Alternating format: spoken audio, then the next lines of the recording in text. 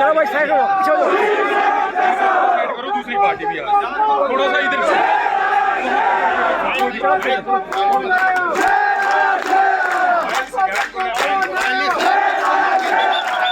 देखिए, पहले तो मैं अल्लाह का शुक्र अदा करूंगा कि उनकी करम नवाजी हुई है और लीडरशिप ने मुझे जो है वो यहाँ से नामज़द किया है।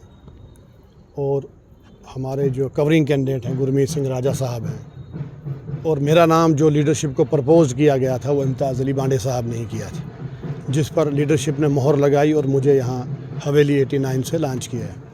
तो आज मेरा नॉमिनेशन पेपर यहाँ भरना था और मंडी से हमारा काफ़िला निकला, और आपने ख़ुद भी देखा कि हज़ारों की तादाद में गाड़ियाँ, हज़ारों की तादाद में लोग जो हैं जमे गफ़ीर लेकर, ख़ास करके यूथ पुंछ से, मंडी से मेरे साथ यहाँ तक आए, फार्म भरवाया। तो मैं उम्मीद करूँगा कि आने वाले वक्त में जिस तरह हवेली के लोगों ने यहाँ के बाकी लीडरशिप को मौका दिया है, अपने तंग हालात को देखकर इंशाअल्लाह ताला मुझे भी मौका देंगे, और मैं कोशिश करूँगा कि जो लोगों की उम्मीदें हमसे होंगी उस पर खरा उतरेंगे। अपोजिशन के लिए क्या कहना चाहेंगे, जो अपोजिशन पार्टी? देखिए जी, हमें काम करना है। अपोजिशन तो मुझे लगता है यहाँ पर अपोजिशन तो है नहीं।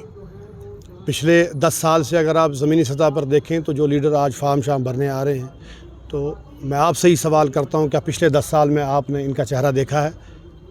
क्या जब कोरोना की महामारी हुई, जब आवाम परेशान हाल थी, जब भेड़ बकरियों की तरह एडमिनिस्ट्रेशन ने इनको क्वारंटाइन सेंटरों में कैद किया, क्या इन लीडर्स में से किसी एक की सिंगल स्टेटमेंट है? तो जवाब ना में मिलेगा। जब यहाँ 370 को गैर कानूनी और गैर आईनी तरीके से तोड़ा गया है, हमारे हकूक़ को लूटा गया, हमारी रियासत को डिग्रेड करके यूटी में तब्दील किया गया, तो इन लीडर्स में से कौन गया? यहाँ डिलिमिटेशन हुई, मुझे बताएं कि हवेली से कौन लीडर गया जिसने डिलिमिटेशन में लोगों की बात की हो? तो मुझे लगता है कि आवाम जानती है, आवाम बाखबर है। ये लोगों को ज़बरदस्ती हाथ डालने से कुछ नहीं होगा। इंशाल्लाह आप देखेंगे आने वाले वक्त में जब रिज़ल्ट आएगा, अच्छा बेहतर फैसला होगा। शमीम साहब, एक सवाल करने की कोशिश करूँगा, आप ही की पार्टी के साथ लोगों को क्यों चलना चाहिए, और पुंछ के लोगों को आपकी क्यों ज़रूरत है?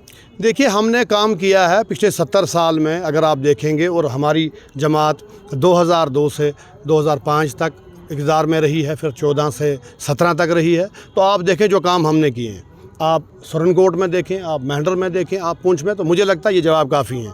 और वो लोग जो पिछले 70 साल से अटानमी का नारा लगाते हैं और लोगों को बेवकूफ़ बनाते हैं, मुझे नहीं लगता आज तक कोई उनके इलेक्शन जीतने के बाद उन्होंने अटानमी की बात की होगी। और दूसरी बात ये, जब लोगों में रहते ही नहीं, लोगों की दुख तकलीफ़ और दर्द का इनको एहसास ही नहीं, ये टूरिस्ट वीज़े पे आते हैं। आज इनको वोट लेना है, आज आपके दरवाज़ों पर आएंगे, आप बुज़ुर्गों के सामने बाहें फैलाएंगे, झोली फैलाएंगे, लेकिन ये हारे या जीतें, ये यकीन माने ये आपको नहीं मिलेंगे। अगर आपको यहाँ मिलेगी तो सिर्फ पीपल्स डेमोक्रेटिक पार्टी की लीडरशिप मिलेगी। पीडीपी की बात कर रहे हैं, आप कह रहे हैं कि अच्छा काम किया विजन, तो पिछले इलेक्शन में क्यों बेहतर नतीजा नहीं आया पीडीपी के हाथ में?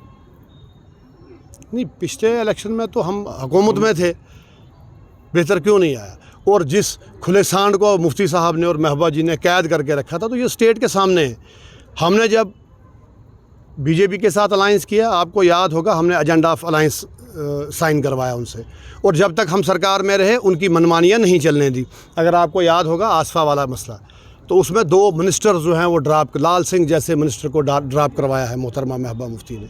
आप किसी कम, चाहे गुजर कम्युनिटी हो, हिंदू हो, सिख हो, हर एक को बराबर इक्वल शेयर दिया गया है। जम्मू में अगर आप देखें सिख बरादरी को नुमाइंदगी दी गई, हिंदू बरादरी को नुमाइंदगी दी गई। यहाँ भी लोगों को अपग्रेड करने की कोशिश की, राशन के ज़रिए, ट्रेड के ज़रिए, रास्तों के ज़रिए, एजुकेशन जो हमने सेक्टर में इंफ्रास्ट्रक्चर कायम किया है। तो अगर आप देखेंगे सिर्फ PDP ने ही काम किया, बाकी ये खोखले नारे हैं, वो आपको भी पता है, मुझे भी पता है और आवाम भी जानती है। इस बार भी अलायंस होगा?